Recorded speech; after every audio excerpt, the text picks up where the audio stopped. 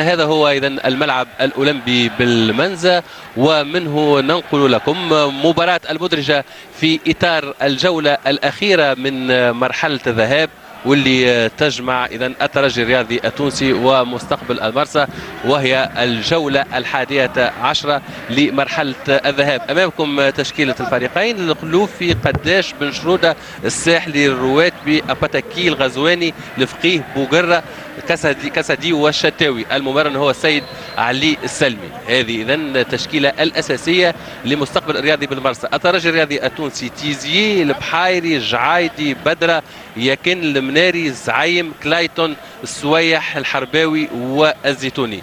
إذا تقريبا هي شكري، سعد الله. امامكم التشكيل تحتيين: شادي المبروكي، زبير خميله، الهمامي، جاب عبد الرؤوف الجليدي، الشريف والرويسي. هذه التشكيله الاحتياطيه لفريق مستقبل الرياضي بالمرسى، المفاجاه الساره لهذا الموسم. امامكم تشكيله الاحتياطيه للترجي الرياضي التونسي: قسراوي، تريكي، عصام جمعه، رافيو، جلاسي، دياكي ومراد المالكي. مستقبل الرياضي بالمرسى. اذا كما تلاحظوا السيطرة كانت كبيرة أكثر للترجي الرياضي التونسي، ويحاولوا زوز فرق في هذه المباراة. نتبعوا ساعة وليد الشتاوي وترجع من جعايدي. قلت إذا زوز فرق يسعوا للتتويج باللقب الرسمي لمرحلة الذهاب. أباتاكي حاول باش يصوب خطيرة ياسر، أقل من 22 ثانية فقط. كاد مستقبل الرياضي بالمرسى باش يفتح النتيجة، كاد مستقبل الرياضي بالمرسى باش يفتح النتيجة عن طريق أباتاكي. شوفوا كيفاش أمام كازادي. ترجع من زياد البحيري في اتجاه علي الزيتوني، ثم الحرباوي، علي الزيتوني، ثم الحرباوي يطلب في الكرة. علي الزيتوني وزع وتصدر بالقائم. كاد سويح وحده باش يفتتح النتيجة لفريق الترجي الرياضي التونسي. أبرز فرصة في الدقيقة 12 الترجي الرياضي التونسي يرجع على أول فرصة في الثانية 20 من عمر هذه المباراة. شوفوا سويح وحده قليق والحظ ما يسعفوش، وعلى القائم الأيسر للحارس الخلوفي. ترجع الكرة إلى اللعب بعد ما قام نادر الفقيه لاباس. هاي الإعادة. الترجي الرياضي التونسي توصل إلى السويح، كانت من جوهر المناري، توصل الكرة جوهر المناري من جديد. جوهر المناري يحاول باش يصوب لكن ضعيفة وبعيدة. تخرج الكرة ضربة مرمى لفائدة مستقبل الرياضي بالمرسى.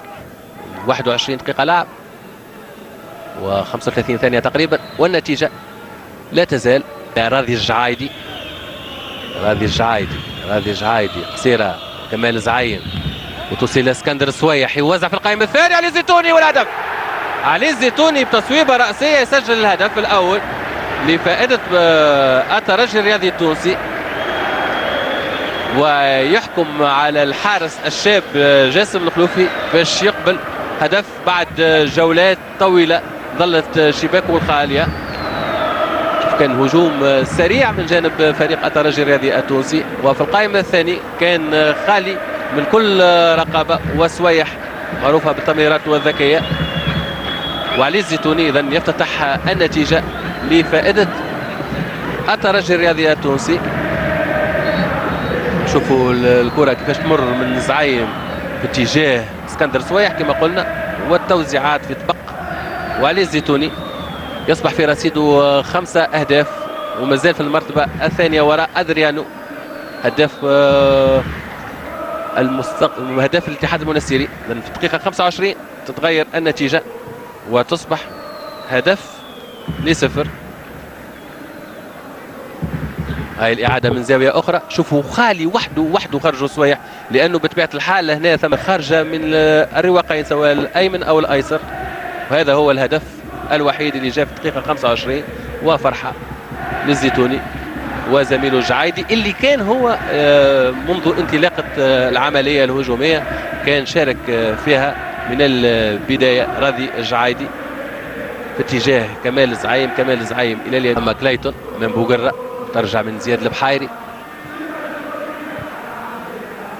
طويلة في اتجاه علي الزيتوني. الآن علي الزيتوني مازال محافظ على كورته، يوزع عرضية والحارس ممتاز. الحارس الخلوفي كانت طيبة جدا هذه الكرة، وحمدي الحرباوي كاد باش يحقق الهدف الرياضي بالمرسى.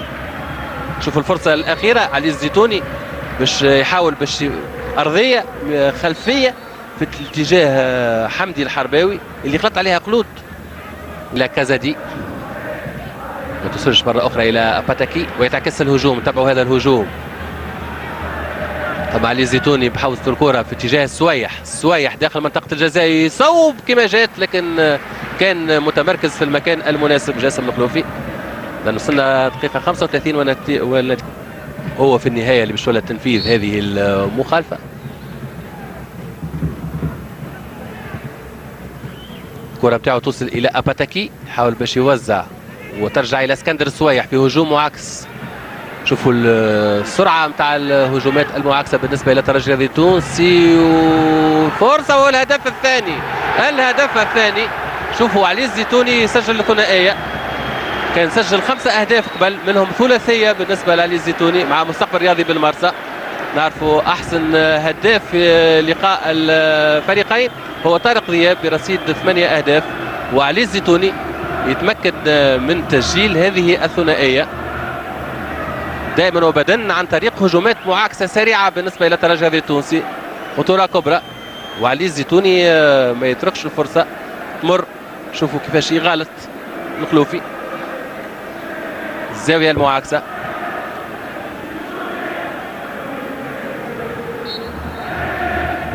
شوفوا علي الزيتوني من زاوية أخرى رغم محاولة دفاع مستقبل رياضي بالمرسى، وخصوصا طارق بن شرودة في النهاية. إذن تصبح النتيجة 2-0 لفائدة مستقبل الرياضي بالمرسى. وعلي الزيتوني إذن في دقيقتين مباشرة، والحكم قاعد ينظم في جدار دفاع فريق الترجي الرياضي التونسي.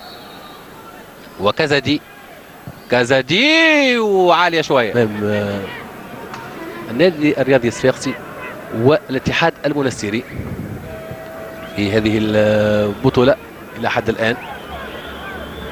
تبقى الكرة لفائدة مستقبل رياضي المرسى وترجع الآن إلى السوايح بعكس الهجوم. شوفوا الهجومات السريعة بالنسبة لفريق الترجي الرياضي التونسي، والتصويب والهدف ممتازة جدا من كمال زعيم ممتاز جدا أمن بحظوظه ويسجل الهدف الثالث في الدقيقة 45. كمال زعيم ما قصرش في تصويبه من مسافة بعيدة، آمن بحظوظه.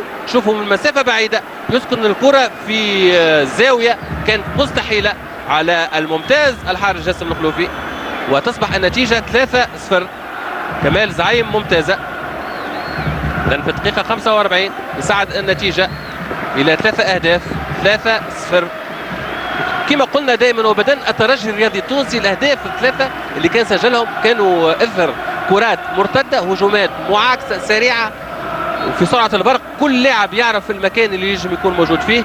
شوفوا حتى من مسافة بعيدة إلقاء الثغرة، وكمال زعيم إذن بتصويبة قوية جدا يسكن الكرة في شباك جاسم الخلوفي، والشيء اللي خلى فريق الترجي الرياضي التونسي ينهي هذا الشوط الأول متقدم على مستقبل الرياضي بالمرسى بنتيجة 3-0. عودة توفيق، الخط عندك في الملعب الأولمبي بالمنزه، ما نعرفش كان اللاعبين على الميدان أو لا. شكرا حسني. انطلقت الآن إذا انطلق الشوط الثاني، إذا 8 ثواني فقط منذ انطلاق، والنتيجة بطبيعة الحال 3-0 لفائدة الترجي الرياضي التونسي. إذا زبير خميلة ياخذ مكان الساحلي، ترجع إلى اسكندر السوايح اتجاه وليد يكن.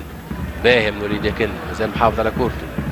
وليد يكن مازال محافظ على كورته ويوزع في النهاية، والهدف الرابع من حمدي الحرباوي في الدقيقة الثالثة نجم نقولوا من هذا الشوط الثاني. 4 أهداف ل0. تصبح النتيجة عريضة في الدقيقة 47.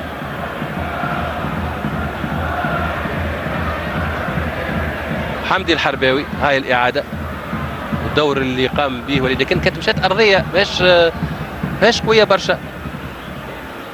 شوفوا كيفاش كرة تمر وتغلط الجميع ما فيهم حارس المرمى، ولكن الدور الكبير اللي كان قام به وليد يكن كبير برشا. تهرب على اقبال الرواتبي وحمدي. اذا الحرباوي يسجل الهدف الرابع بالنسبه الى تشكيله فريق الترجي الرياضي التونسي بعد رجع طارق بن شروده طويله، لكن جوزيه كليتون يقصها. زادت الكره بحوزه فريق خميله طويله بفائده فريق مستقبل الرياضي بالمرسى، وثم وليد الشتاوي وتيزيه على مرتي يقوى هذه الكره باهيه كانت من وليد الشتاوي، سريع والكره نتاعو ارضيه، وثم احد لاعبي الترجي وسويح يوقف الكره حتى يمكن زميله من تلقي الاسعافات. راضي الجعايدي وقال البدره وقع الميدان. هدف اذا كان يسجلوا يرمم المعنويات نتاعو. تبعوا هذا الهجوم المعاكس السريع، ودائما الزيتوني الان الزيتوني يحاول باش وتدخل وفرصه لفائده الترجي الرياضي التونسي، ومره اخرى الحارس خلوفي ياخذ هذه.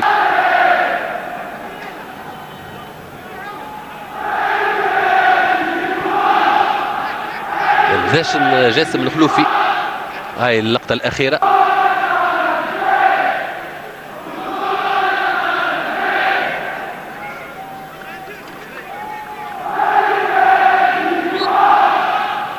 تبعوا هذه المخالفه في القائمه الثاني وضربه راسيه من اباتاكي.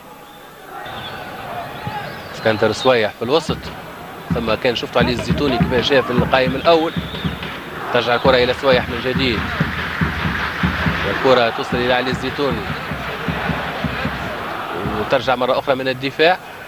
شوفوا الكره وصلت في المنطقه الخلفيه، وكازادي وكذلك لاعب من فريق مستقبل الرياضي بالمرسى رقم 17 علي الرويسي، لاعب وسط ميدان او امامنا. ستانس يلعب كاساسي في المباريات الاخيره، ويخرج اباتاكي. اذا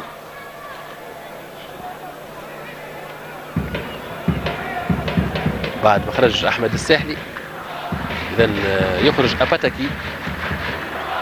كانوا عوضوه كل من زبير خميله، والان علي رويسي لاعب وسط الميدان.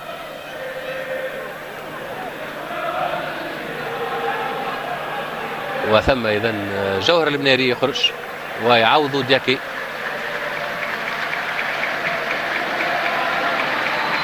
ابراهيم اموا دياكي لاعب كوت ديفوار، لاعب المنتخب الاولمبي لكوت ديفوار. امامكم جوهر المناري. انتصارات متتاليه. ترجع من كريم بوقرة طويله في اتجاه كازادي وجه لوجه. فرصه كبيره ياسر، فرصه كبيره والهدف. كازادي ظل الفارق في دقيقه 70. كنت نتكلم على فريق المستقبل الرياضي المرسى اللي يسعى الى تذليل الفارق، هاو حصل الان. وكازادي يسمح في رصيده اذا 3 اهداف ويقترب من زميله وليد الشتاوي احسن هداف في الفريق 4 اهداف. شوفوا هنا كازادي كيفاش يصمد مع بدره وكذلك مع الحارس، يرفع الكره اذا بالحارس وببرود الدم يوقف الكره وبكل قوه بالرجل اليسرى ويصوب ويسجل هدف ممتاز. بكل برود الدم وكذلك ثقه كبرى في النفس. شوفوا بالرجل اليسرى دائما لاحظوا الترويض ثم التمهيد ثم التصويب بنفس الرجل اللي هي الرجل اليسرى. وثم تغيير آخر في تشكيلة فريق مستقبل الرياضي بالمرسى. خالد الشريف 4 يدخل في تشكيلة فريق مستقبل الرياضي بالمرسى، ويأخذ مكان وليد الشتاوي اللي كان تعرض إلى إصابة. لأن هذا التغيير الثالث ما يكون لهذه التظاهرة القارية. نتبعوا السويح في التنفيذ.